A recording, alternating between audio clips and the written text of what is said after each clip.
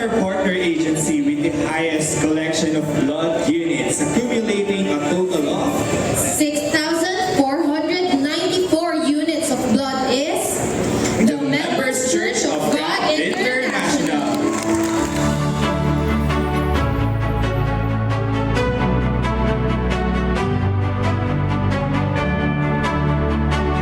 Mula sa nasa 400 organization at agencies na nagsagawa ng blood donation drive matapos ang COVID-19 pandemic.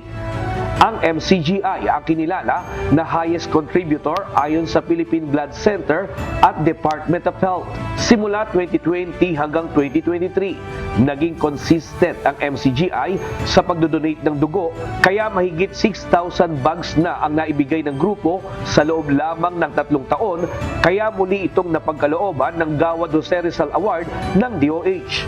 Ang Gawad Jose Rizal Award ang pinakamataas na pagkilala na ibinibigay ng Philippine Blood Center at DOH sa mga partner organizations nito na nakapagbigay ng 3,000 bags ng dugo sa loob ng 1 taon.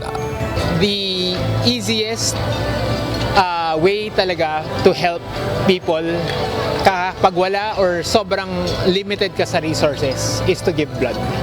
For the donors na nasa MCGI or dinala ng MCGI sa Philippine Blood Center, be consistent, donate every 3 months pag whole blood kasi kailangan na kailangan. So we are very grateful to all of our partner agencies. We are very grateful for the support that MCGI has shown.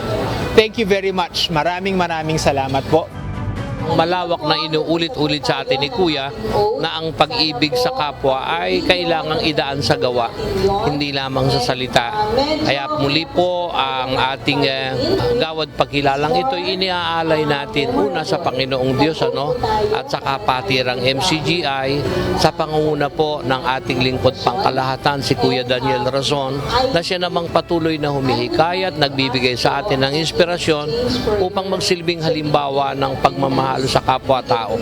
Ang MCGI ay nagsasagawa ng sabayang mass blood donation drive tuwing 3 buwan ng taon sa iba't ibang panig ng mundo sa pamamatnugot ni Brother Daniel Razon.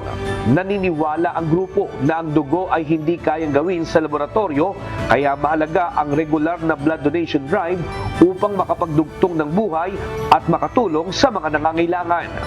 Nestor Torres, UNTV News and Rescue. Diyos ang aming sandigan, serbisyo publiko ang aming pinahahalagahan.